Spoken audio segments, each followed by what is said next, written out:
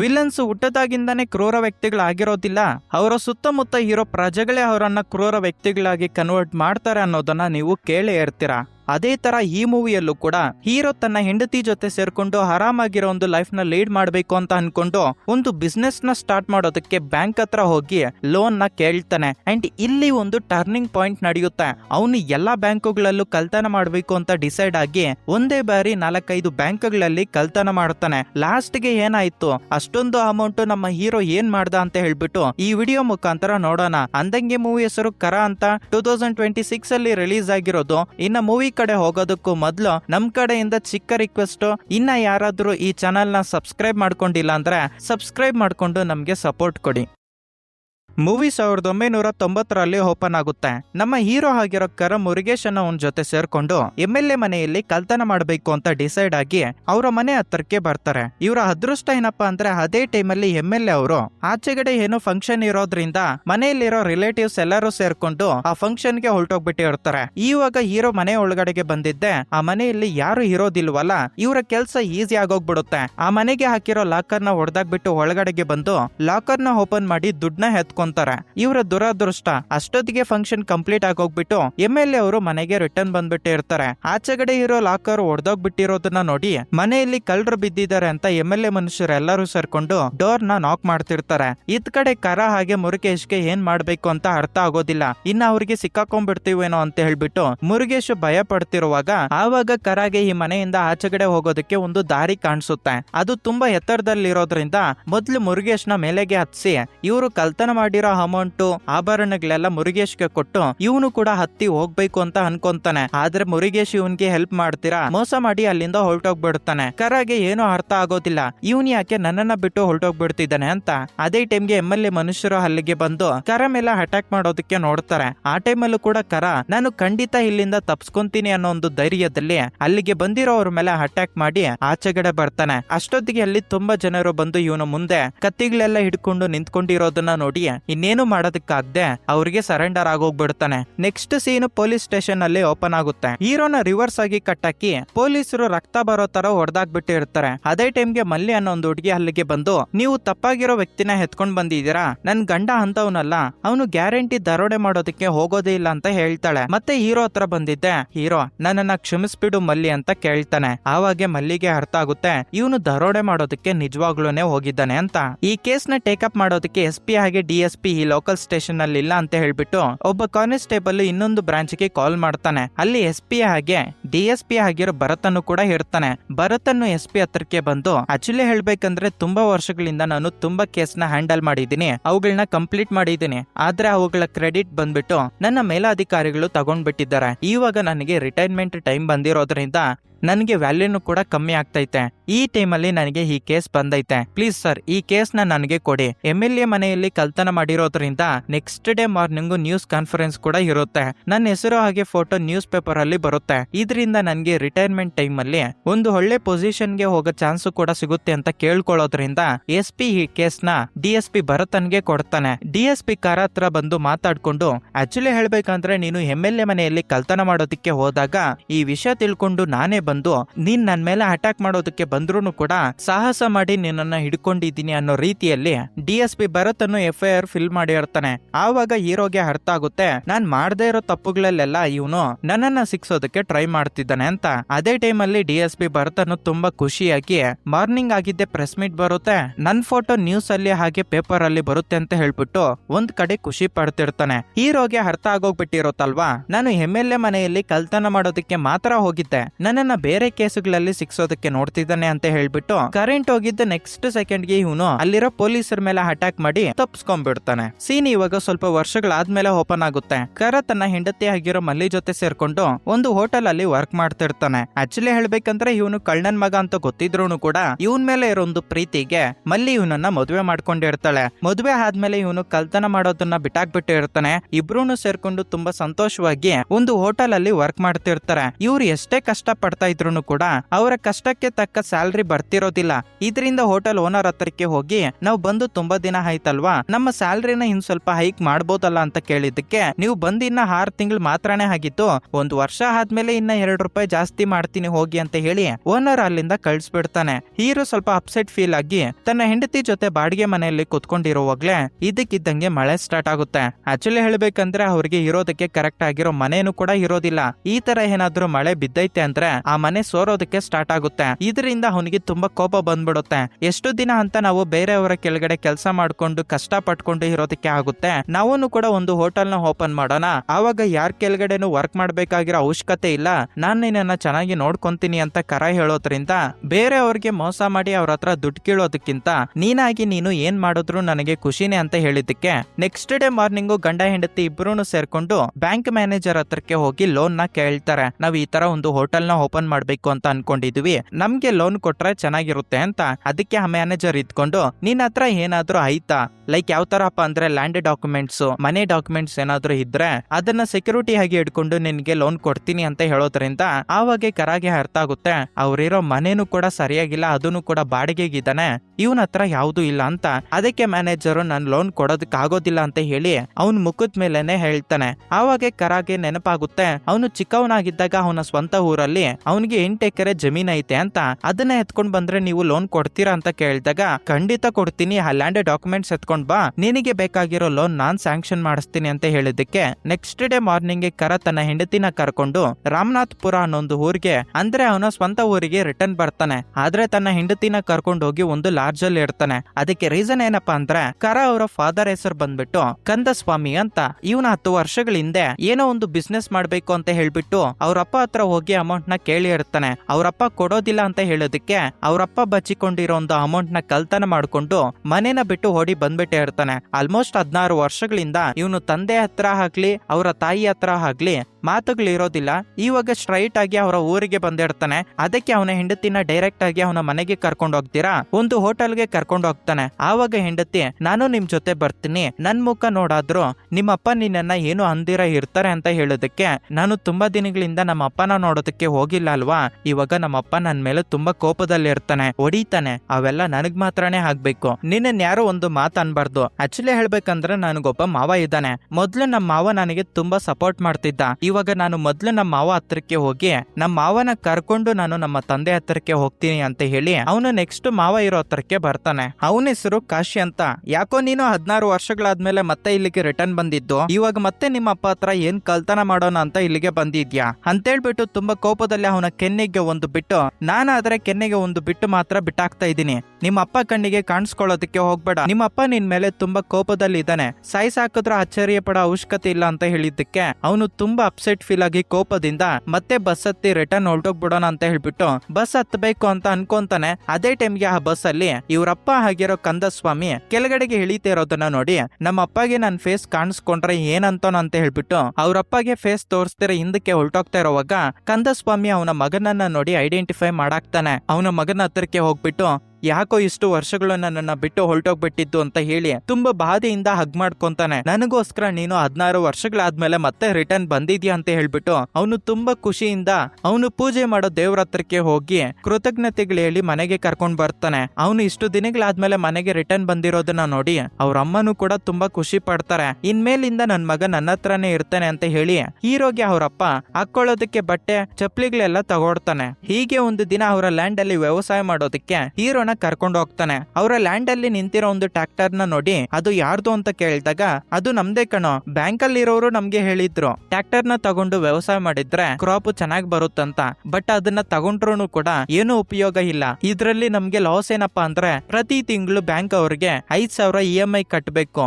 ಇಲ್ಲಿ ಕಾಣ್ತಿರೋ ಪ್ರತಿಯೊಂದು ಲ್ಯಾಂಡ್ ಅವರು ಕೂಡ ಇದೇ ಕೆಲಸ ಮಾಡಿದ್ದಾರೆ. ಪ್ರತಿಯೊಬ್ರು ತಿಂಗಳಿಗೆ 5,000 ಬ್ಯಾಂಕ್ಗೆ ಕಟ್ಬೇಕು ಅಂತ ಹೇಳಿ ಅವನು ಬಾಧೆ ಪಡ್ತಿರುವಾಗ ಇವ್ರಪ್ಪ ಈಗ್ಲೇ ಆಸ್ತಿಗೆ ಸಂಬಂಧಪಟ್ಟಿರೋ ಡಾಕ್ಯುಮೆಂಟ್ಸ್ ಎತ್ಕೊಂಡೋಗಿ ಬ್ಯಾಂಕ್ ಅಲ್ಲಿ ಇಟ್ಟು ಲೋನ್ ಅಮೌಂಟ್ ಎತ್ಕೊಂಡಿರೋದ್ರಿಂದ ಇವನು ತುಂಬಾ ಅಪ್ಸೆಟ್ ಫೀಲ್ ಆಗಿ ಇದಕ್ಕೆ ಏನಾದ್ರೂ ಒಂದು ಉಪಾಯ ಮಾಡ್ಬೇಕು ಅಂತ ಹೇಳಿ ಟೌನ್ ಅಲ್ಲಿರೋ ಒಬ್ಬ ಅಧಿಕಾರಿನ ಮೀಟ್ ಆಗ್ತಾನೆ. ಆ ಅಧಿಕಾರಿ ಎಲ್ಲ ಚೆಕ್ ಮಾಡಿ ಇದು ನಿನ್ಗೆ ಪಿತ್ರಾರ್ಜಿತ ಆಸ್ತಿ ಆಗಿರೋದ್ರಿಂದ ಡಾಕ್ಯುಮೆಂಟ್ಸ್ ಬ್ಯಾಂಕ್ ಅಲ್ಲಿ ಇದ್ರೂ ಕೂಡ ನೀನ್ ಆ ಜಮೀನ ಮಾರ್ಬೋದು, ನಿನ್ನ ಹತ್ರ ಇರೋ 8 ಎಕರೆ ಜಮೀನ್ ನಿನ್ಗೆ 10 ಲಕ್ಷ ಅಮೌಂಟ್ ಬರುತ್ತೆ ಅಂತ ಹೇಳಿದ್ದೆ. ಆವಾಗ ಹೀರೋ ಥಿಂಕ್ ಮಾಡ್ತಾನೆ, ಬರೋ 10 ಲಕ್ಷದಲ್ಲಿ ನಾನು 2 ಲಕ್ಷ ಎತ್ಕೊಂಡು ಹೋಟೆಲ್ ನ ಸ್ಟಾರ್ಟ್ ಮಾಡ್ಕೊಂತೀನಿ. ಹಾಗೆ ನಮ್ಮಪ್ಪ ಬ್ಯಾಂಕ್ ಅಲ್ಲಿ ಲೋನ್ ಮಾಡಿದಾನಲ್ವಾ 3 ಲಕ್ಷ ಅಮೌಂಟ್, ಅದನ್ನು ಕೂಡ ಕ್ಲಿಯರ್ ಮಾಡ್ಬೋದು.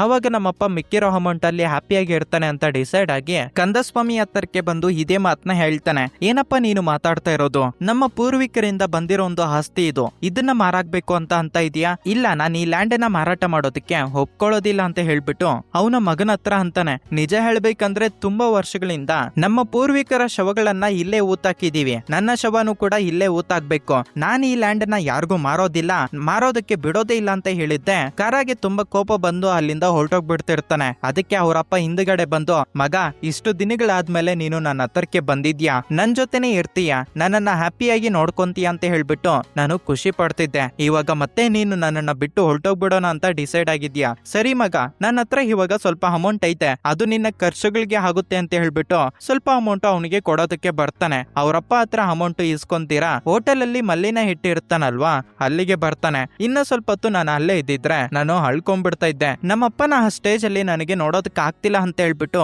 ಅವನು ಮಲ್ಲಿ ಹತ್ರ ಬಾಧೆ ಪಡ್ತಾನೆ. ನಮ್ಮಪ್ಪಗೆ ಬೇರೆ ಮಗ ಆದ್ರೂ ಹುಟ್ಟಿದ್ರೆ ಅವನು ನಮ್ಮಪ್ಪನ ಚೆನ್ನಾಗಿ ನೋಡ್ಕೊಂತ ಇದ್ನೇನೋ, ನಾನೇ ನಮ್ಮಪ್ಪನ ಚೆನ್ನಾಗಿ ನೋಡ್ಕೊಳ್ಳೋದಕ್ಕೆ ಆಗ್ತಿಲ್ಲ ಅಂತ ಹೇಳ್ಬಿಟ್ಟು ಅವನು ಕಣ್ಣಲ್ಲಿ ನೀರ್ ಹಾಕೊಂತಿರುವಾಗ ಅದಕ್ಕೆ ಮಲ್ಲಿ ಇದ್ಕೊಂಡು, ನೀನು ನಿಮ್ಮಪ್ಪ ಹತ್ರಕ್ಕೆ ಹೋದ್ಮೇಲೆ ನಿಮ್ಮಪ್ಪ ಎಷ್ಟು ಖುಷಿಯಾಗಿದ್ರು ಗೊತ್ತಾ, ಇವಾಗನು ಕೂಡ ನೀನು ನಿಮ್ಮಪ್ಪ ಹತ್ರ ಇದ್ರೆ ಸಾಕು, ಅವರು ತುಂಬಾನೇ ಖುಷಿ ಪಡ್ತಾರೆ. ನಾವಿಬ್ರು ಯಾಕೆ ನಿಮ್ಮ ಅಪ್ಪ ಅಮ್ಮ ಜೊತೆ ಇರಬಾರ್ದು ಅಂತ ಕೇಳಿದ್ದಕ್ಕೆ ನೆಕ್ಸ್ಟ್ ಡೇ ಮಾರ್ನಿಂಗ್ ಹೀರೋ ತನ್ನ ಹೆಂಡತಿನ ಕರ್ಕೊಂಡು ಮನೆಗೆ ಬಂದು ಅವ್ರ ಅಮ್ಮಗೆ ತೋರಿಸ್ತಾನೆ, ನಾನು ಈ ಹುಡುಗಿನ ಮದುವೆ ಮಾಡ್ಕೊಂಡಿದ್ದೀನಿ, ಈ ಹುಡುಗಿ ಜೊತೆನೆ ಇರ್ತೀನಿ ಅಂತ. ಅದಕ್ಕೆ ಅವ್ರ ಅಮ್ಮನು ಕೂಡ ಸರಿ ಅಂತಾಳೆ. ನಂತರ ಅವ್ರ ಅಪ್ಪನಿಗೆ ಪರಿಚಯ ಮಾಡ್ಸೋಣ ಅಂತ ಹೇಳ್ಬಿಟ್ಟು ಒಳಗಡೆಗೆ ಕರ್ಕೊಂಡು ಬಂದ್ರೆ ಅಷ್ಟೊತ್ತಿಗೆ ಅವ್ರಪ್ಪ ಸತ್ತೋಗ್ಬಿಟ್ಟಿರ್ತಾರೆ. ಅದನ್ನ ನೋಡಿ ಹೀರೋ ತುಂಬಾ ಎಮೋಷನಲ್ ಫೀಲ್ ಆಗ್ತಾನೆ. ಇಷ್ಟು ದಿನಗಳಾದ್ಮೇಲೆ ನಾನು ನಮ್ಮ ಅಪ್ಪ ಅಮ್ಮ ಜೊತೆ ಸೇರ್ಕೊಂಡು ಜೀವನ ಮಾಡೋಣ ಅಂತ ಬಂದ್ರೆ ಇವಾಗ ನಮ್ಮ ಅಪ್ಪ ಸತ್ತೋಗ್ಬಿಟ್ಟಿದ್ದಾರೆ ಅಂತ. ನೆಕ್ಸ್ಟ್ ಸೆಕೆಂಡ್ಗೆ ಆ ಊರಲ್ಲಿರೋ ಜನರೆಲ್ಲರೂ ಅವ್ರ ಅಪ್ಪನ ಕೊನೆಯದಾಗಿ ನೋಡೋದಕ್ಕಂತ ಎಲ್ಲರೂ ಬಂದ್ಬಿಡ್ತಾರೆ. ನಂತರ ಅವರಪ್ಪ ಅಂತ್ಯಕ್ರಿಯೆಗಳಿಗೆ ಏನೇನ್ ಮಾಡ್ಬೇಕೋ ಎಲ್ಲ ಕಂಪ್ಲೀಟ್ ಮಾಡಿ ಅವರಪ್ಪ ಶವನ ಅವರ ಲ್ಯಾಂಡ್ ಅಲ್ಲೇ ಊತಾಕೋದಕ್ಕೆ ಎತ್ಕೊಂಡು ಹೋಗ್ತಿರುವಾಗ ಸರಿಯಾಗಿ ಅದೇ ಟೈಮ್ಗೆ ಬ್ಯಾಂಕ್ ಅವ್ರು ಅಲ್ಲಿಗೆ ಬಂತು. ಈ ಲ್ಯಾಂಡಿಗೆ ಸಂಬಂಧಪಟ್ಟಿರೋ ಡಾಕ್ಯುಮೆಂಟ್ಸ್ ನಮ್ಮ ಬ್ಯಾಂಕ್ ಅಲ್ಲಿ ಇದಾವೆ, ಇದರಿಂದ ಲೋನ್ ತಗೊಳ್ಳೋವಾಗ ಯಾವ ತರ ಲ್ಯಾಂಡ್ ಇತ್ತು ಅದೇ ತರನು ಕೂಡ ಇವಾಗೂ ಇರ್ಬೇಕು, ಇವಾಗ ನೀವು ನಿಮ್ಮ ಅಪ್ಪ ಶವನ ಊತಾಕೋದಕ್ಕೆ ಬಿಡೋದಿಲ್ಲ ಅಂತ ಹೇಳ್ಬಿಟ್ಟು ಬ್ಯಾಂಕ್ ಅವರು ಅಲ್ಲಿಗೆ ಬರ್ತಾರೆ. ಆವಾಗ ಊರಿನ ಜನರೆಲ್ಲರೂ ಸೇರ್ಕೊಂಡು, ಲ್ಯಾಂಡ್ ನಮ್ದು, ಇಲ್ಲಿ ವ್ಯವಸಾಯ ಮಾಡ್ತಿರೋದು ನಾವು, ಲೋನ್ ತಗೊಂಡಿದೀವಿ ಅನ್ನೋ ಒಂದು ರೀಸನ್ಗೆ ಈ ಶವನ ಇಲ್ಲಿ ಊತಾಗ್ಬಾರ್ದು ಅನ್ನೋದು ತಪ್ಪು ಅಂತ ಹೇಳಿ ಊರಿನ ಜನರೆಲ್ಲರೂ ಬ್ಯಾಂಕ್ ಅವ್ರ ಮೇಲೆ ದೌರ್ಜನ್ಯ ಮಾಡೋದಕ್ಕೆ ಬರ್ತಾರೆ. ಸರಿಯಾಗಿ ಅದೇ ಟೈಮ್ಗೆ ಪೊಲೀಸರು ಬಂದು,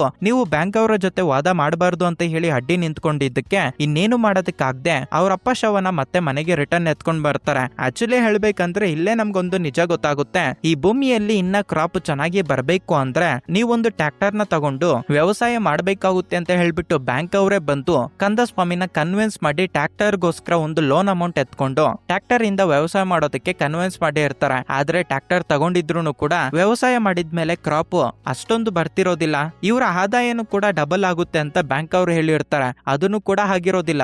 ಆದ್ರೆ ಕಂದಸ್ವಾಮಿ ಟ್ರ್ಯಾಕ್ಟರ್ ತಗೊಂಡಾಗ ಅದೇ ತರ ಊರಿನ ಪ್ರಜೆಗಳು ಕೂಡ ಸಾಲನ ಮಾಡಿ ಟ್ರ್ಯಾಕ್ಟರ್ ನ ತಗೊಂಡಿರ್ತಾರೆ. ಇದ್ರ ಬಗ್ಗೆ ಮಾತಾಡ್ಬೇಕು ಅಂತ ಹೇಳ್ಬಿಟ್ಟು ಊರಿನ ಪ್ರಜೆಗಳು ಹಾಗೆ ಹೀರೋ ಅದೇ ಊರಲ್ಲಿರೋ ಪಂಜವಾನ್ ಬ್ಯಾಂಕ್ ಹತ್ರಕ್ಕೆ ಹೋಗಿ ಅಲ್ಲಿರೋ ಮ್ಯಾನೇಜರ್ ಹತ್ರ ಕೇಳ್ಕೊಂತಾರೆ, ಇನ್ನ 3 ಲಕ್ಷ ಅಮೌಂಟ್ ಮಾತ್ರನೇ ಲೋನ್ ಬಾಕಿ ಐತೆ, ಅದನ್ನ ಆದಷ್ಟು ಬೇಗ ಕಟ್ತೀವಿ, ಇವಾಗ ಶವನ ಆಚೆಗಡೆ ಇಟ್ಕೊಂಡಿದೀವಿ, ಶವನ ಆ ತರ ಹಿಡ್ಕೋಬಾರ್ದು, ಊತಾಕೋದಕ್ಕೆ ಏನಾದ್ರು ಪರ್ಮಿಷನ್ ಮಾಡ್ಕೊಡಿ ಅಂತ ಬ್ಯಾಂಕ್ ಮ್ಯಾನೇಜರ್ ಹತ್ರ ಕೇಳ್ಕೊಂತಾರೆ. ಆದ್ರೆ ಆ ಬ್ಯಾಂಕ್ ಮ್ಯಾನೇಜರ್ ಗಳಿಗೆ ಬೇಕಾಗಿರೋದು ಒಂದೇ, ಈ ರೈತರು ಏನಾದ್ರೂ ಆಗೋಗ್ಬಿಡ್ಲಿ, ಅವ್ರಿಗೆ ಮಂತ್ಲಿ ಬರ್ಬೇಕಾಗಿರೋ ಒಂದು 5,000 ಅಮೌಂಟ್ ಬರ್ಲೇಬೇಕು, ಇಲ್ಲ ಅಂದ್ರೆ 3 ಲಕ್ಷ ಫುಲ್ ಅಮೌಂಟ್ ಐತಲ್ವಾ ಅದೇ ಲೋನ್ ಅಮೌಂಟ್, ಅದನ್ನ ಕ್ಲಿಯರ್ ಮಾಡಿ, ಇಲ್ಲ ಅಂದ್ರೆ ನಿಮ್ಮ ಡೆಡ್ ಬಾಡಿನ ಏನಾದ್ರೂ ಮಾಡ್ಕೊಳ್ಳಿ, ನಾವು ಮಾತ್ರ ಪರ್ಮಿಷನ್ ಕೊಡೋದಿಲ್ಲ ಅಂತ ಹೇಳ್ಬಿಟ್ಟು ಬ್ಯಾಂಕ್ ಮ್ಯಾನೇಜರ್ ಅನ್ನೋದ್ರಿಂದ ಇಲ್ಲಿ ನಮ್ಮ ಹೀರೋಗೆ ತುಂಬಾ ಕೋಪ ಬರುತ್ತೆ. ನೀವು ಬಂದು ಬ್ಯಾಂಕ್ ಲೋನ್ ನ ತಗೊಳ್ಳಿ ಅಂತ ಕನ್ವಿನ್ಸ್ ಮಾಡಿ ಇವಾಗ ನಮ್ಮಪ್ಪ ಶವನ ನಮ್ ಲ್ಯಾಂಡ್ ಅಲ್ಲಿ ನಾವು ಹಾಕೊಂತೀವಿ ಅಂದ್ರೆ ನಮ್ಗೆ ಪರ್ಮಿಷನ್ ಕೊಡ್ತಿಲ್ಲ ಅಂತ ಹೇಳ್ಬಿಟ್ಟು ಕರಾಗೆ ತುಂಬಾ ಕೋಪ ಬಂದು, ಇದೇ ಬ್ಯಾಂಕ್ ಅಲ್ಲಿ ನಾನು ಕಳ್ತನ ಮಾಡಿ ಆ 3 ಲಕ್ಷ ಅಮೌಂಟ್ ಮತ್ತೆ ಎತ್ಕೊಂಡ್ ಬಂದು ಇಲ್ಲೇ ಕಟ್ತೀನಿ ಅಂತ ಹೇಳಿ ಅವನು ಡಿಸೈಡ್ ಆಗ್ತಾನೆ. ಬಟ್ ಅಷ್ಟರವರೆಗೂ ಸ್ವಲ್ಪ ಟೈಮ್ ಇರುತ್ತಲ್ವಾ, ಈ ಡೆಡ್ ಬಾಡಿನ ಎತ್ಕೊಂಡು ಹೋಗಿ ಹಾಸ್ಪಿಟಲ್ ಅಲ್ಲಿ ಇಡೋಣ, ಆ ಟೈಮ್ ಸಾಕು ನನಗೆ ಕಳ್ತನ ಮಾಡೋದಕ್ಕೆ ಅಂತ ಹೇಳಿ ಕರ ಡಿಸೈಡ್ ಆಗ್ತಾನೆ. ಆದ್ರೆ ಹಾಸ್ಪಿಟಲ್ ಹತ್ರ ಹೋದ್ಮೇಲೆನೆ ಗೊತ್ತಾಗುತ್ತೆ, ಅನಾಥ ಶವ ಆದ್ರೆ ಮಾತ್ರನೇ ಡೆಡ್ ಬಾಡಿನ ಹಾಸ್ಪಿಟಲ್ ಅಲ್ಲಿ ಹಿಡ್ಕೊಂತೀವಿ ಅಂತ ಹೇಳಿದ್ದಕ್ಕೆ ಆವಾಗ ಕರ ಡಿಸೈಡ್ ಆಗ್ತಾನೆ. ಅನಾಥ ಶವ ಆದ್ರೂ ಹಾಸ್ಪಿಟಲ್ ಅಲ್ಲಿ 1 ವೀಕ್ ವರ್ಗು ನೋಡ್ತಾರೆ, ಯಾರನ್ನು ಕೂಡ ಆ ಡೆಡ್ ಬಾಡಿನ ಕಲೆಕ್ಟ್ ಮಾಡ್ಕೊಳ್ಳೋದಕ್ಕೆ ಬರ್ಲಿಲ್ಲ ಅಂದ್ರೆ ಅದನ್ನ ಸುಟ್ಟಾಕ್ಬಿಡ್ತಾರೆ ಅವರಷ್ಟಿಗೆ ಅವ್ರೆ. ಈ 1 ವೀಕ್ ಟೈಮ್ ಸಾಕು ನನಗೆ ಆ ಬ್ಯಾಂಕ್ ಅಲ್ಲಿ ಕಳ್ತನ ಮಾಡಿ ಅಮೌಂಟ್ ಮತ್ತೆ ಬ್ಯಾಂಕಿಗೆ ಕಟ್ಬಿಟ್ಟು ಲೋನ್ ಅಮೌಂಟ್ ಕ್ಲಿಯರ್ ಆಗುತ್ತೆ. ಅವಾಗ ಜಮೀನು ನಮ್ದಾಗೋದ್ರಿಂದ ಡೆಡ್ ಬಾಡಿನೇ ಎತ್ಕೊಂಡೋಗಿ ನಮ್ ಲ್ಯಾಂಡ್ ಅಲ್ಲೇ ಹಾಕೊಂತೀವಿ ಅಂತ ಹೇಳಿ ಕರ ಡಿಸೈಡ್ ಆಗ್ತಾನೆ. ಇವರ ಪ್ಲಾನ್ ಪ್ರಕಾರನೇ ಅವರಪ್ಪ ಡೆಡ್ ಬಾಡಿನ ಒಂದತ್ರ ಇಟ್ಟಿರ್ತಾರೆ. ಸ್ವಲ್ಪ ತಾದ್ಮೇಲೆ ಅಲ್ಲಿಗೆ ಪೊಲೀಸರು ಹಾಗೆ ಹಾಸ್ಪಿಟಲ್ ಕಡೆಯಿಂದ ಸ್ವಲ್ಪ ವ್ಯಕ್ತಿಗಳು ಬಂದು ಇದೊಂದು ಅನಾಥ ಶವ ಅಂತ ಹೇಳಿ ಅದನ್ನ ಹಾಸ್ಪಿಟಲ್ಗೆ ಎತ್ಕೊಂಡು ಹೋಗ್ತಾರೆ. ಅವತ್ತು ರಾತ್ರಿನೇ ಕರ ಅವರ ಮಾವ ಆಗಿರೋ ಕಾಶಿ ಹಾಗೆ ಮುರುಗೇಶ್ ಜೊತೆ ಸೇರ್ಕೊಂಡು ಕಳ್ತನ ಮಾಡಬೇಕು ಅಂತ ಹೇಳಿ ಪಂಜವಾನ್ ಬ್ಯಾಂಕ್ ಹತ್ರಕ್ಕೆ ಹೋಗಿ ಆಚೆ ಕಡೆ ಇರುವಂತ ಲಾಕರ್ ನ ಹೊಡೆದಾಕ್ಬಿಟ್ಟು ಒಳಗಡೆ ಇರುವಂತ ಅಮೌಂಟ್ ನ ಎತ್ಕೊಳ್ಳೋದಕ್ಕಂತ ಹೋಗ್ತಾರೆ. ಅಲ್ಲಿಗೆ ಹೋದ್ಮೇಲೆ ಇವ್ರಿಗೆ ಗೊತ್ತಾಗುತ್ತೆ ಅಮೌಂಟ್ ಎಲ್ಲ ಒಂದು ಲಾಕರ್ ಅಲ್ಲ ಐತೆ, ಆ ಲಾಕರ್ ನ ಅಷ್ಟೊಂದು ಈಸಿಯಾಗಿ ಓಪನ್ ಮಾಡೋದಕ್ಕೆ ಆಗೋದಿಲ್ಲ ಅಂತ. ಅದನ್ನ ನೋಡಿ ಕರ ಸ್ವಲ್ಪ ಡಿಸಪಾಯಿಂಟ್ ಫೀಲ್ ಆಗ್ತಾನೆ. ಇನ್ನೇನು ಮಾಡೋದಕ್ಕಾಗದೆ ರಿಟರ್ನ್ ಬಂದ್ಬಿಟ್ಟು ನೆಕ್ಸ್ಟ್ ಡೇ ಮಾರ್ನಿಂಗ್ ಇವ್ರು ಇನ್ನೊಂದು ಪ್ಲಾನ್ ಆಗ್ತಾರೆ. ರಾತ್ರಿ ಟೈಮ್ ಅಲ್ಲಿ ಆದ್ರೆ ಅಮೌಂಟ್ ಎಲ್ಲ ಲಾಕರ್ ಅಲ್ಲಿ ಇರುತ್ತೆ, ಅದನ್ನ ನಾವು ಕಳ್ತನ ಮಾಡೋದಕ್ಕೆ ಆಗೋದಿಲ್ಲ. ಆದ್ರೆ ಮಾರ್ನಿಂಗ್ ಟೈಮು ಆಚೆಗಡೆನೆ ಇರುತ್ತಲ್ವಾ ಅಮೌಂಟ್, ಆವಾಗ ನಾವು ಕಳ್ತನ ಮಾಡೋಣ ಅಂತ ಪ್ಲಾನ್ ಹಾಕಿದ್ದಕ್ಕೆ ಇವರ ಮಾವ ಆಗಿರೋ ಕಾಶಿ ಕರನ ಕರ್ಕೊಂಡು ಒಬ್ಬ ವ್ಯಕ್ತಿ ಹತ್ರಕ್ಕೆ ಹೋಗ್ತಾನೆ. ಆಕ್ಚುಲಿ ಹೇಳ್ಬೇಕಂದ್ರೆ ಅವನು ಗನ್ಸು ಹಾಗೆ ಬಾಂಬ್ಸ್ ನ ಸಪ್ಲೈ ಮಾಡ್ತಿರ್ತಾನೆ. ಇವರಿಬ್ರು ಸೇರ್ಕೊಂಡು 2 ಗನ್ಸು ಹಾಗೆ 2 ಬಾಂಬ್ಸ್ ನ ಹಿಸ್ಕೊಂತಾರೆ. ನೆಕ್ಸ್ಟ್ ಡೇ ಮಾರ್ನಿಂಗ್ ಇವ್ರು ಅನ್ಕೊಂಡಿರೋ ಹಾಗೆ ಡೇ ಅಲ್ಲೇ ಕಳ್ತನ ಮಾಡ್ಬೇಕು ಅಂತ ಹೇಳಿ ಮುರುಗೇಶ್ ನ ಕಾರಲ್ಲೇ ಕುತ್ಸಿ ಯಾರಾದ್ರೂ ಒಳಗಡೆಗೆ ಬಂದ್ರೆ ನಮ್ಗೆ ಸಿಗ್ನಲ್ ಕೊಡು ಅಂತ ಹೇಳಿ ಹೀರೋ ಹಾಗೆ ಕಾಶಿ ಇವರಿಬ್ರು ಕಳ್ತನ ಮಾಡೋದಕ್ಕೆ ಬ್ಯಾಂಕ್ ಒಳಗಡೆಗೆ ಮಾಸ್ಕ್ ಗಳು ಹಾಕೊಂಡು ಹೋಗ್ತಾರೆ. ಆ ಬ್ಯಾಂಕ್ ಅಲ್ಲಿರೋ ಮ್ಯಾನೇಜರ್ಸ್ ಹಾಗೆ ಸ್ಟಾಫ್ ನೆಲ್ಲ ಭಯಪಡಿಸಿ ಅವ್ರಿಗೆ ಬೇಕಾಗಿರೋ 3 ಲಕ್ಷ ಅಮೌಂಟ್ ನ ಕಳ್ತನ ಮಾಡ್ತಾರೆ. ಇನ್ನೆಲ್ಲ ಆಗೋಯ್ತು, ಆರಾಮಾಗಿ ಇಲ್ಲಿಂದ ಹೊರಟೋಗ್ಬಿಡೋಣ ಅನ್ನೋ ಒಂದು ಟೈಮ್ಗೆ ಒಬ್ಬ ಪೊಲೀಸ್ ಆಫೀಸರ್ ಬ್ಯಾಂಕ್ ಒಳಗಡೆಗೆ ಬರ್ತಿರ್ತಾನೆ. ಆಕ್ಚುಲಿ ಹೇಳ್ಬೇಕಂದ್ರೆ ಬ್ಯಾಂಕ್ ಅಲ್ಲಿ ಕಳ್ತನ ಮಾಡ್ತಿದ್ದಾರೆ ಅನ್ನೋ ಒಂದು ವಿಷಯ ಈ ಪೊಲೀಸ್ ಆಫೀಸರ್ಗೆ ಗೊತ್ತಿರೋದಿಲ್ಲ.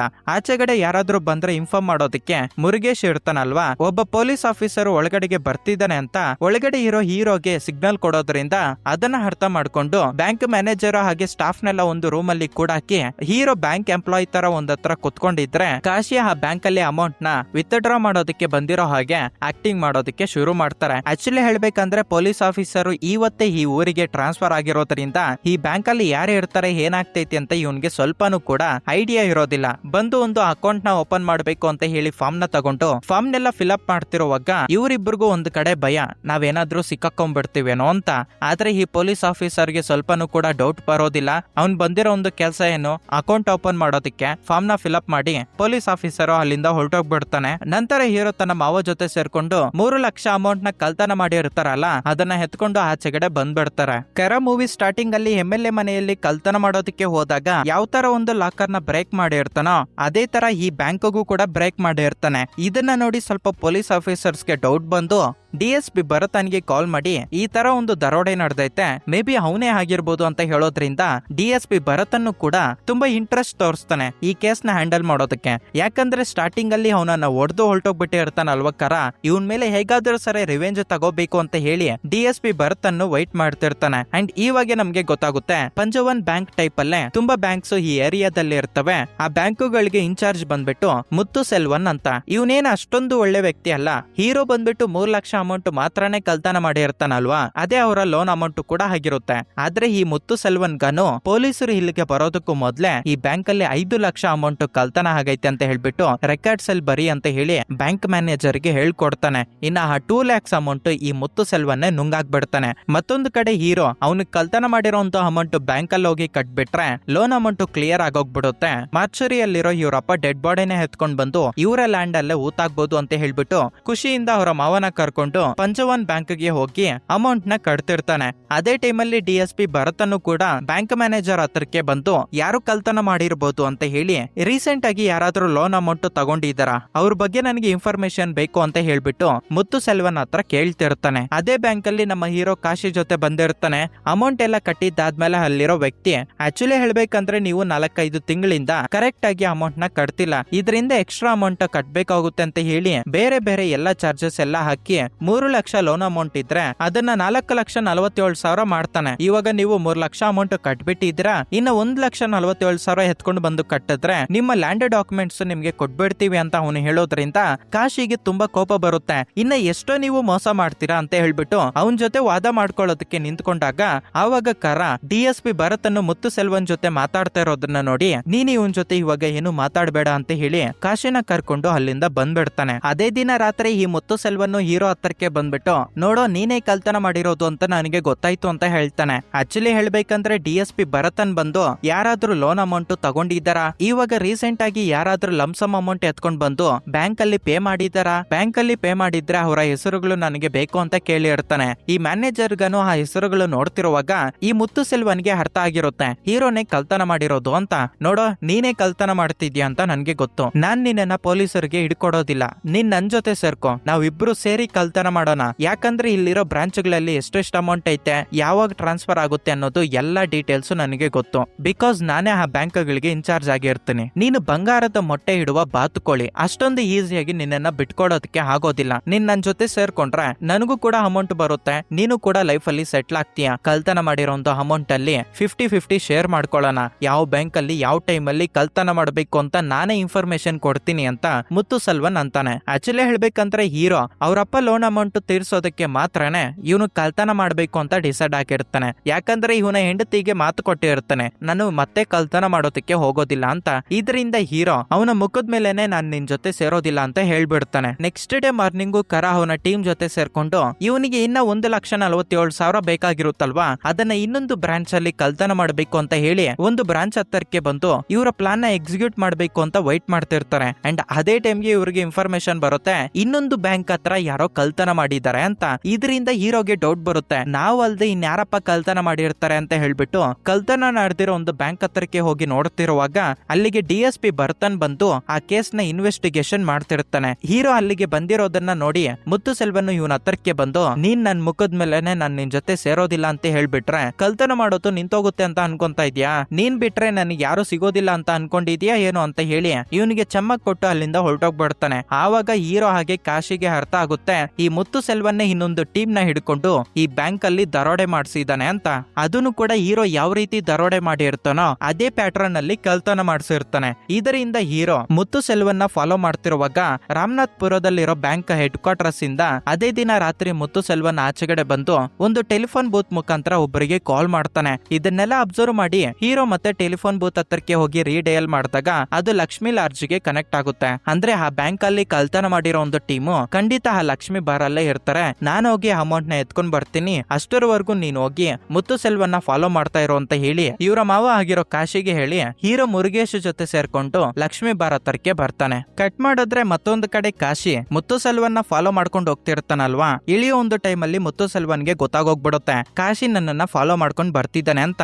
ಇದರಿಂದ ಮುತ್ತು ಸೆಲ್ವನ್ ಲಕ್ಷ್ಮಿ ಬಾರ್ ಅಲ್ಲಿರೋ ಇವನ ಟೀಮ್ ಗೆ ಕಾಲ್ ಮಾಡಿ ಈ ತರ ಒಬ್ನು ನಿಮ್ಗೋಸ್ಕರ ಬಂದಿರ್ತಾನೆ, ಸ್ವಲ್ಪ ನೋಡ್ಕೊಂಡಿರಿ ಅಂತ ಹೇಳಿದ್ದೆ. ಅದೇ ಟೈಮ್ಗೆ ಹೀರೋನು ಕೂಡ ರೂಮ್ ಹತ್ರಕ್ಕೆ ಬಂದಿದ್ದೆ ಇವ್ರಿಗೆ ಗೊತ್ತಾಗೋಗ್ಬಿಡುತ್ತೆ. ಇದರಿಂದ ದರೋಡೆ ಮಾಡಿರೋ ಟೀಮ್ ಬಂದ್ಬಿಟ್ಟು ಹೀರೋ ಹಾಗೆ ಮುರುಗೇಶ್ ಮೇಲೆ ಅಟ್ಯಾಕ್ ಮಾಡೋದಕ್ಕೆ ಶುರು ಮಾಡ್ತಾರೆ. ಈ ಟೈಮ್ ಅಲ್ಲಿ ಒಬ್ಬ ವ್ಯಕ್ತಿ ಮುರುಗೇಶ್ಗೆ ಚುಚ್ಚೋದ್ರಿಂದ ಅವನು ಅಲ್ಲೇ ಸತ್ತೋಗ್ಬಿಡ್ತಾನೆ. ಹಾಗೆ ಅಲ್ಲಿರೋ ಅಮೌಂಟ್ ಎತ್ಕೊಂಡು ಅವರೆಲ್ಲರೂ ಅಲ್ಲಿಂದ ಹೊಡೋಗ್ಬಿಡ್ತಾರೆ. ಹೀರೋಗೆ ಇವಾಗ ಏನ್ ಮಾಡ್ಬೇಕು ಅಂತ ಅರ್ಥ ಆಗೋದಿಲ್ಲ.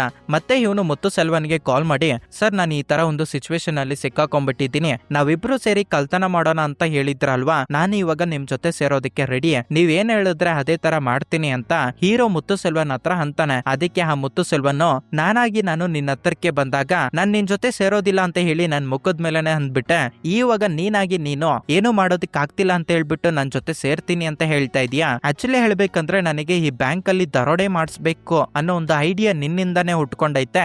ನೀನು ಆ ಪೊಲೀಸರಿಗೆ ಸಿಕ್ಕಾಕೊಳ್ಳೋವರ್ಗುನು ಕೂಡ ನಿನ್ನೆ ಹೆಸರಲ್ಲೇ ನಾನು ದರೋಡೆಗಳನ್ನ ಮಾಡಿಸ್ತಾ ಇರ್ತೀನಿ, ದುಡ್ಡು ನನಗೆ, ಅವಮಾನ ನಿನಗೆ, ಜೈಲ್ ಶಿಕ್ಷೆ ಬಿದ್ರೆ ಅದನ್ನು ಕೂಡ ನಿನಗೆ ಅಂತ ಹೇಳಿ ಫೋನ್ ಕಾಲ್ ನ ಕಟ್ ಮಾಡಾಕ್ತಾನೆ. ಇವನು ತುಂಬಾ ಬಾಧೆ ಪಟ್ಕೊಂಡು ಮನೆ ಹತ್ರಕ್ಕೆ ಬಂದಿದ್ದೆ ಮಲ್ಲಿಗೆ ಗೊತ್ತಾಗೋಗ್ಬಿಡುತ್ತೆ ಇವನು ಮತ್ತೆ ದರೋಡೆ ಮಾಡೋದಕ್ಕೆ ಪ್ಲಾನ್ ಆಗ್ಲಾಗ್ತಿದ್ದಾನೆ ಅಂತ. ನೀನು ಮತ್ತೆ ಕಳ್ತನ ಮಾಡೋದಿಲ್ಲ ಅಂತ ಹೇಳ್ಬಿಟ್ಟೆ ತಾನೇ ನನ್ನ ಕತ್ತಲ್ಲಿ ನೀನು ತಾಳಿನ ಕಟ್ಟಿದ್ದು, ಇವಾಗ ಯಾಕೆ ಈ ತರ ಮಾಡ್ತಾ ಇದ್ಯಾ, ಪೊಲೀಸರು ನಿನ್ಗೋಸ್ಕರ ಹುಡುಕಾಡ್ತಿದ್ದಾರೆ, ನಾವು ಬೇರೆ ಕಡೆಗೆ ಹೊರಟೋಗ್ಬಿಡೋಣ ಅಂದಿದ್ದೆ.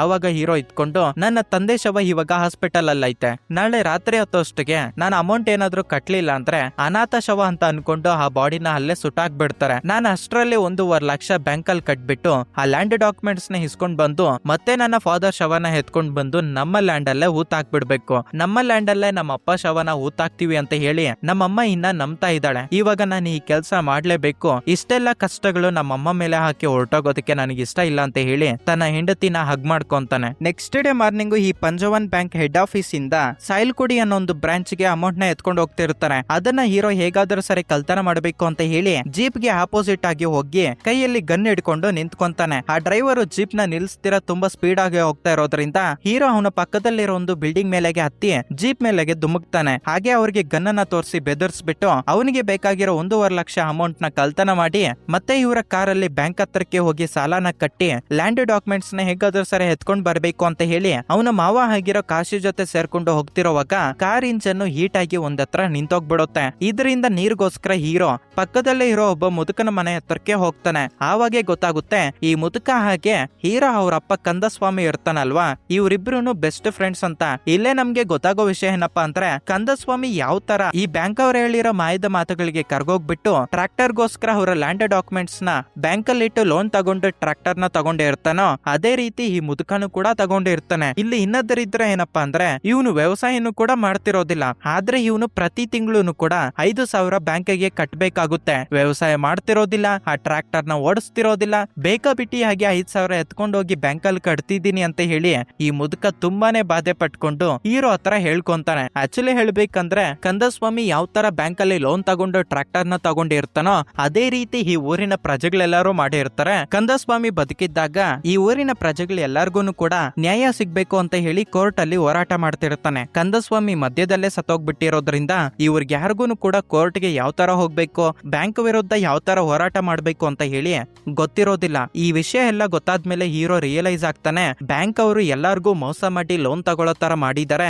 ಇವಾಗ ಇವರ ರಕ್ತ ಕುಡಿತಿದ್ದಾರೆ. ಒಬ್ಬ ನಾರ್ಮಲ್ ರೈತ ತಿಂಗಳಿಗೆ 5,000 ಯಾವ ತರ ಕಟ್ಟೋದಕ್ಕೆ ಆಗುತ್ತೆ? ಅವನು ತುಂಬಾ ಕಷ್ಟಪಟ್ಟು ಕಟ್ತಿದ್ದಾನೆ. ಅವ್ರೇನಾದ್ರೂ 5,000 ಕಟ್ಲಿಲ್ಲ ಅಂದ್ರೆ ಈ ಬ್ಯಾಂಕ್ ಅವರು ರೈತರಿಗೆ ಮೋಸ ಮಾಡಿ ಅವರ ಜಮೀನು ಹಿಡ್ಕೊಂಡು ಇರ್ತಾರಲ್ವಾ ಅದನ್ನ ಸೀಸ್ ಮಾಡಿ ಮಾರಾಟ ಮಾಡ್ಕೊಂಡ್ಬಿಡ್ತಾರೆ. ಅವ್ರಿಗೆ ಬೇಕಾಗಿರೋ ದುಡ್ಡು ಅವರು ತಗೊಂಡ್ಬಿಡ್ತಾರೆ. ಆದ್ರೆ ಈ ರೈತರಿಗೆ ನ್ಯಾಯ ಯಾರು ಮಾಡ್ತಾರೆ ಅಂತ ಹೇಳಿ, ಸರಿ ಇವಾಗ ನಾನು ನಮ್ಮ ಅಪ್ಪನ ಲೋನ್ ಮಾತ್ರನೇ ತೀರ್ಸ್ಕೊಂಡ್ರೆ ನಾನು ಸ್ವಾರ್ಥಿ ಆಗೋಗ್ಬಿಡ್ತೀನಿ. ಈ ಊರಿನ ಪ್ರಜೆಗಳಿಗೆ ಆ ಬ್ಯಾಂಕ್ ಅವರು ಮೋಸ ಮಾಡಿದ್ದಾರೆ, ಆ ಬ್ಯಾಂಕ್ ಅಲ್ಲಿರೋ ಅಮೌಂಟ್ ಕಳ್ತನ ಮಾಡಿ ಮತ್ತೆ ಬ್ಯಾಂಕ್ ಅವ್ರಿಗೆ ಕಟ್ಟೋಣ, ಈ ಊರಿನ ಪ್ರಜೆಗಳೆಲ್ಲರಿಗೂ ಕೂಡ ನಾವೇ ದುಡ್ಡು ಕೊಡೋಣ ಅಂತ ಹೇಳಿ ಹೀರೋ ಡಿಸೈಡ್ ಆಗ್ತಾನೆ. ಇನ್ನೊಂದ್ ಕಡೆ DSP ಗೆ ಕಾಲ್ ಬರುತ್ತೆ. ಸಾಯಿಕುಡಿ ಬ್ರಾಂಚ್ ಗೆ ಅಮೌಂಟ್ ಎತ್ಕೊಂಡು ಹೋಗ್ತಿರುವಾಗ ಆ ಜೀಪ್ ಮೇಲೆ ಯಾರೋ ಅಟ್ಯಾಕ್ ಮಾಡಿ ಕಳ್ತನ ಮಾಡಿದ್ದಾರೆ ಅಂತ. ಇದರಿಂದ ಪೊಲೀಸರು ಸಾಯಿಕುಡಿಗೆ ಹೋಗ್ತಿರೋದ್ರಿಂದ ಈ ವಿಷಯ ತಿಳ್ಕೊಂಡಿರೋ ಮುತ್ತು ಸೆಲ್ವನ್ನು ಅವನ ಟೀಮ್ ಗೆ ಕಾಲ್ ಮಾಡಿ ಪೊಲೀಸರೆಲ್ಲರೂ ಸಾಯಿಕುಡಿಗೆ ಹೋಗ್ತಿದ್ದಾರೆ, ನೀವೆಲ್ಲರೂ ಮುದುಕಲತ್ತೂರ್ ಬ್ರಾಂಚ್ ಗೆ ಹೋಗಿ ಅಲ್ಲಿ ಕಳ್ತನ ಮಾಡಿ ಅಂತ ಇನ್ಫಾರ್ಮೇಶನ್ ಕೊಡ್ತಾನೆ. ಆಕ್ಚುಲಿ ಹೇಳ್ಬೇಕಂದ್ರೆ ಪೊಲೀಸ್ ಆಫೀಸರ್ಸ್ ಇವಾಗ ಸಾಯಿಕುಲಂ ಅನ್ನೋ ಒಂದು ಊರಿಗೆ ಹೋಗ್ತಿರೋದ್ರಿಂದ ಅದೊಂದು ರಿಮೋಟ್ ಏರಿಯಾ ಆಗಿರುತ್ತೆ. ಫೋನ್ ಕಾಲ್ಸ್ ಏನು ಮಾಡೋದಕ್ಕೆ ಆಗೋದಿಲ್ಲ, ನನಗೇನಾದ್ರೂ ಇನ್ಫಾರ್ಮೇಶನ್ ಬೇಕಂದ್ರೆ ನಾನು ನಿನ್ನ ಹತ್ರಕ್ಕೆ ಮತ್ತೆ ಬರೋದಕ್ಕೆ ಆಗೋದಿಲ್ಲ ಅಂತ ಹೇಳಿ ಮುತ್ತು ಸೆಲ್ವನ್ನ ಕರ್ಕೊಂಡು ಜೀಪ್ ಮೇಲೆ ಅಟ್ಯಾಕ್ ಮಾಡಿ ಕಳ್ತನ ಮಾಡಿರ್ತಾರಲ್ವಾ ಆ ಪ್ಲೇಸ್ ಹತ್ರಕ್ಕೆ ಬರ್ತಾರೆ. ಅಲ್ಲಿಗೆ ಬಂದಿದ್ದ ನೆಕ್ಸ್ಟ್ ಸೆಕೆಂಡ್ ಗೆ ಪಾರ್ಥಿಬನ್ ಅನ್ನೋ ಒಂದು ಬ್ರಾಂಚ್ ಅಲ್ಲಿ ಕಳ್ತನ ನಡೆದೈತೆ ಅಂತ ಹೇಳ್ಬಿಟ್ಟು ಪೊಲೀಸರಿಗೆ ಇನ್ಫಾರ್ಮೇಶನ್ ಬರೋದ್ರಿಂದ ಆ ಬ್ಯಾಂಕ್ ಹತ್ರಕ್ಕೆ ಹೋಗ್ತಿರ್ತಾರೆ. ಆ ಟೈಮ್ ಅಲ್ಲಿ ಇನ್ನ 2 ಬ್ಯಾಂಕ್ಗಳಲ್ಲಿ ಕಳ್ತನ ನಡೆದೈತೆ ಅಂತ ಹೇಳ್ಬಿಟ್ಟು DSP ಗೆ ಇನ್ಫಾರ್ಮೇಶನ್ ಬರುತ್ತೆ. ಇದೇನಪ್ಪ ಇದು, ಒಂದು ಬ್ರಾಂಚ್ ಆದ್ಮೇಲೆ ಇನ್ನೊಂದು ಬ್ರಾಂಚ್ ಹತ್ರಕ್ಕೆ ಹೋಗಿ ಕಳ್ತನ ಮಾಡ್ತಿದ್ದಾನೆ ಅಂತ ಇವನಿಗೆ ಹುಚ್ಚು ಕೋಪ ಬಂದು ಬ್ಯಾಂಕ್ ಗೆ ಸಂಬಂಧಪಟ್ಟಿರೋ ಮ್ಯಾಪ್ ಇರುತ್ತೆ, ಎಲ್ಲೆಲ್ಲಿ ಬ್ಯಾಂಕ್ಸ್ ಇದಾವೆ ಅಂತ ಆ ಮ್ಯಾಪ್ ನ ಚೆಕ್ ಮಾಡ್ಕೊಂಡು ಒಂದಾದ್ಮೇಲೆ ಇನ್ನೊಂದು ಬ್ರಾಂಚ್ ಅಲ್ಲಿ ಮತ್ತೆ ಕಳ್ತನ ಮಾಡೋದಕ್ಕೆ ಹೋಗ್ತಿದ್ದಾನೆ. ಇವಾಗ ಮುದುಕೋತಲ್ ಬ್ರಾಂಚ್ ಅಲ್ಲಿ ಕಳ್ತನ ಮಾಡೋದಕ್ಕೆ ಖಂಡಿತ ಹೋಗ್ತಾನೆ ಅಂತ ಹೇಳ್ಬಿಟ್ಟು DSP ಮುತ್ತು ಸೆಲ್ವನ್ನ ಕರ್ಕೊಂಡು ಆ ಬ್ರಾಂಚ್ ಹತ್ರಕ್ಕೆ ಬರ್ತಾನೆ. ಸರಿಯಾಗಿ ಅದೇ ಟೈಮ್ಗೆ ಈ ಮುತ್ತು ಸೆಲ್ವನ್ ಅವನ ಟೀಮ್ಗೆ ಈ ಬ್ರಾಂಚ್ ಅಲ್ಲಿ ಕಳ್ತನ ಮಾಡಿ ಅಂತ ಇನ್ಫಾರ್ಮೇಶನ್ ಕೊಟ್ಟಿರ್ತಾನಲ್ವಾ ಆ ಕಳ್ಬಟ್ಟಿ ನನ್ ಮಕ್ಳು ಕೂಡ ಇದೇ ಬ್ರಾಂಚ್ ಅಲ್ಲಿ ಕಳ್ತನ ಮಾಡೋದಕ್ಕೆ ಬರ್ತಾರೆ. ಆದ್ರೆ ಇವ್ರಿಗೆ ಗೊತ್ತಿಲ್ಲ ಪೊಲೀಸ್ ಆಫೀಸರ್ಸ್ ಆಲ್ರೆಡಿ ಅಲ್ಲಿಗೆ ಬಂದಿದ್ದಾರೆ ಅಂತ. ಇವ್ರು ಆ ಬ್ರಾಂಚ್ ಅಲ್ಲಿ ಕಳ್ತನ ಮಾಡೋದಕ್ಕೆ ಬಂದು ಮುತ್ತು ಸೆಲ್ವನ್ ನಲ್ಲಿ ಇರೋದನ್ನ ನೋಡಿ, ಓ ಈ ಪೊಲೀಸರೆಲ್ಲರೂ ನಮ್ಮವರೇನಾ ಅಂತ ಹೇಳಿ ಮುತ್ತು ಸೆಲ್ವನ್ ಹತ್ರ ಅಂತಾರೆ. ಆವಾಗ DSP ಭರತನ್ಗೆ ಎಲ್ಲ ಅರ್ಥ ಆಗೋಗ್ಬಿಟ್ಟು ಆ ಕಳ್ಳನ್ ಮಕ್ಕಳನ್ನ ಶೂಟ್ ಮಾಡಿ ಸಾಯಿಸ್ಬಿಡುತ್ತಾನೆ. ಅದನ್ನ ನೋಡಿ ಭಯ ಬಿದ್ದು ಇನ್ಚಾರ್ಜ್ ಆಗಿರೋ ಮುತ್ತು ಸೆಲ್ವನ್ ಹೊಡೋಗ್ತಾ ಇರುವಾಗ ರೋಡ್ ಅಲ್ಲಿ ಬರ್ತಾ ಇರೋ ಒಂದು ಟ್ರ್ಯಾಕ್ಟರ್ ಇವನ್ಗೆ ಗುತ್ತೋದ್ರಿಂದ ಅವನಿಗೆ ಆಕ್ಸಿಡೆಂಟ್ ನಡೆಯುತ್ತೆ. ನೆಕ್ಸ್ಟ್ ಸೀನು ಹಾಸ್ಪಿಟಲ್ ಅಲ್ಲಿ ಓಪನ್ ಆಗುತ್ತೆ. ಮುತ್ತು ಸೆಲ್ವನ್ DSP ಹತ್ರ ನಡೆದಿರೋ ಎಲ್ಲಾ ವಿಷಯನೂ ಹೇಳಿ, ನಾವಿಬ್ರು ಹೊಂದಾಗನ ನಿಮ್ಗೆ ಎಷ್ಟು ಅಮೌಂಟ್ ಬೇಕು ಹೇಳಿ, ನಾವಿಬ್ರು ಒಂದು ಡೀಲ್ ಮಾಡ್ಕೊಳ್ಳೋಣ ಅಂತ ಹೇಳಿದ್ದೆ. ಆಕ್ಚುಲಿ ಹೇಳ್ಬೇಕಂದ್ರೆ ನನ್ಗೆ ಮೊದ್ಲಿಂದನೂ ನಿನ್ ಮೇಲೆ ಡೌಟ್ ಇತ್ತು, ನನ್ನನ್ನ ಓಡಿಸಿರೋದು ಇಬ್ರು, ಒಂದು ನನ್ ಮಗ ಒಂದು ನೀನು, ನಿನ್ನನ್ನ ಅಷ್ಟೊಂದು ಈಸಿಯಾಗಿ ಬಿಟ್ಟಾಕ್ತೀನ ಅಂತ ಹೇಳಿ ಅವನ್ಗೆ ಹಾಕಿರೋ ಒಂದು ಆಕ್ಸಿಜನ್ ಮಾಸ್ಕ್ ನ ಕಿತ್ತಾಕೋದ್ರಿಂದ ಮುತ್ತು ಸೆಲ್ವನ್ನು ಅಲ್ಲೇ ಸತ್ತೋಗ್ಬಿಡ್ತಾನೆ. ಮತ್ತೊಂದು ಕಡೆ ಹೀರೋ ಪ್ರತಿಯೊಂದು ಬ್ರಾಂಚ್ ಅಲ್ಲೂ ಕಳ್ತನ ಮಾಡಿರ್ತಾನಲ್ವಾ, ಅಮೌಂಟ್ ಎತ್ಕೊಂಡೋಗಿ ಎಲ್ಲಾ ರೈತರಿಗೂ ಕೊಡೋದ್ರಿಂದ ರೈತರು ಮತ್ತೆ ಅದೇ ಅಮೌಂಟ್ ಎತ್ಕೊಂಡೋಗಿ ಬ್ರಾಂಚ್ ಅಲ್ಲಿ ಕಟ್ಟಿ ಅವರ ಲೋನ್ ಅಮೌಂಟ್ ಎಲ್ಲ ಕ್ಲಿಯರ್ ಮಾಡಾಕ್ಬಿಟ್ಟು ಅವರ ಆಸ್ತಿ ಪತ್ರಗಳನ್ನ ತುಂಬಾ ಖುಷಿಯಾಗಿ ರಿಟರ್ನ್ ಇಸ್ಕೊಂಡು ಬರ್ತಾರೆ. ಹಾಗೆ ನಮ್ಮ ಹೀರೋ ಅವರಪ್ಪ ಬಾಡಿನ ಆಸ್ಪತ್ರೆಯಲ್ಲಿ ಕಲೆಕ್ಟ್ ಮಾಡ್ಕೊಂಡು ಅವರ ಜಮೀನಿನಲ್ಲೇ ಸಮಾಧಿ ಮಾಡ್ತಾನೆ. ಹೀರೋ ಇಷ್ಟೊಂದು ಬ್ರಾಂಚ್ ಅಲ್ಲಿ ಕಳ್ತನ ಮಾಡಿರೋದಕ್ಕೆ DSP ಭರತನು ತುಂಬಾ ಕೋಪದಿಂದ ಹೀರೋ ಹತ್ರಕ್ಕೆ ಬಂದು ಅವನ ಕೆನ್ನೆಗೆ ಜೋರಾಗಿ ಹೊಡೆದು ಅವನನ್ನ ಅರೆಸ್ಟ್ ಮಾಡಬೇಕು ಅಂತ ಅನ್ಕೊಂತಾನೆ. ಇವಾಗ ಪೊಲೀಸ್ ಆಫೀಸರ್ಗೆ ಒಂದು ಐಡಿಯಾ ಬರುತ್ತೆ. ಇವಾಗ ನಾನೇನಾದ್ರೂ ಹೀರೋನ ಅರೆಸ್ಟ್ ಮಾಡಿದ್ರೆ ಹೀರೋ ಇವಾಗ ಊರಿನ ಪ್ರಜೆಗಳಿಗೆ ದೇವ್ರಾಗೋಗ್ಬಿಟ್ಟಿದ್ದಾನೆ, ನಾನು ವಿಲನ್ ಆಗೋಗ್ಬಿಡ್ತೀನಿ. ನಾನು ಇವಾಗ ರಿಟೈರ್ಮೆಂಟ್ ಸ್ಟೇಜ್ ಅಲ್ಲಿ ಇರೋದ್ರಿಂದ ನನಗೆ ಪ್ರಮೋಷನ್ ಬೇಕು. ಅದೇ ನಾನು ಹೀರೋನ ಬಿಟ್ಟಾಕಿ ಇದೆಲ್ಲಾ ಮಾಡಿರೋದು ಜನರಲ್ ಮ್ಯಾನೇಜರ್ ಆಗಿರೋ ಮುತ್ತು ಸೆಲ್ವನ್ನೇ ಅಂತ ಹೇಳಿ ತುಂಬಾ ಕಷ್ಟಪಟ್ಟು ನಾನು ಅವನನ್ನ ಹಿಡ್ಕೊಂಡಿದ್ದೀನಿ ಅಂತ FIR ಕೇಸ್ನ ಫಿಲ್ ಮಾಡಿದ್ದೀನಿ ಅಂದ್ರೆ ಕ್ರೆಡಿಟ್ ಎಲ್ಲ ನನಗ್ ಬರುತ್ತೆ. ಆವಾಗ ನನಗೆ ಪ್ರಮೋಷನ್ ಬರುತ್ತೆ, ರಿಟೈರ್ಮೆಂಟ್ ಸ್ಟೇಜ್ ಅಲ್ಲಿ ನನಗೊಂದು ವ್ಯಾಲ್ಯೂ ಬರುತ್ತೆ ಅಂತ ಹೇಳಿ ಡಿಸೈಡ್ ಆಗಿ ನೀನು ನೆಕ್ಸ್ಟ್ ಎಲ್ಲೂನು ಕಳ್ತನ ಮಾಡಬಾರ್ದು, ಎಲ್ಲಾದ್ರೂ ಕಳ್ತನ ನಡ್ದೈತೆ ಅಂದ್ರೆ ನಿನ್ನನ್ನೇ ಹಿಡ್ಕೊಂತೀನಿ ಅಂತ ವಾರ್ನಿಂಗ್ ಕೊಟ್ಟು ಅಲ್ಲಿಂದ ಹೋಗ್ತಿರುವಾಗ ಹೀರೋ ಅವಾಗ ನಾನು ಎಲ್ಲೂ ಕಳ್ತನ ಮಾಡೋದಿಲ್ಲ, ನಾನು ಇಲ್ಲೇ ಇರ್ತೀನಿ ಅಂತ ಹೇಳಿ ಮೂವಿನ ಇಲ್ಲಿಗೆ ಎಂಡ್ ಮಾಡ್ತಾರೆ. ಈ ಮೂವಿ ನಿಮ್ಗೆ ಇಷ್ಟ ಆಯ್ತು ಅಂತ ಅನ್ಕೊಂತಾ ಇದ್ದೀನಿ. ಇಷ್ಟ ಆಗಿದ್ರೆ ಈ ವಿಡಿಯೋಗೆ ಒಂದು ಲೈಕ್ ಮಾಡಿ, ನಿಮ್ಮ ಒಪಿನಿಯನ್ ನ ಕಮೆಂಟ್ ಸೆಕ್ಷನ್ ಅಲ್ಲಿ ಕಮೆಂಟ್ ಮಾಡಿ. ಇನ್ನ ಯಾರಾದ್ರೂ ಚಾನಲ್ ನ ಸಬ್ಸ್ಕ್ರೈಬ್ ಮಾಡ್ಕೊಂಡಿಲ್ಲ ಅಂದ್ರೆ ಪ್ಲೀಸ್ ಡೂ ಸಬ್ಸ್ಕ್ರೈಬ್. ನೆಕ್ಸ್ಟ್ ಇನ್ನೊಂದು ಇಂಟ್ರೆಸ್ಟಿಂಗ್ ಆಗಿರೋ ವಿಡಿಯೋ ಮುಖಾಂತರ ನಾನ್ ನಿಮ್ಮನ್ನ ಮೀಟ್ ಆಗ್ತೀನಿ. Thanks for watching this video. Signing off ನಿಮ್ಮ ಅನಿರುದ್ಧ್.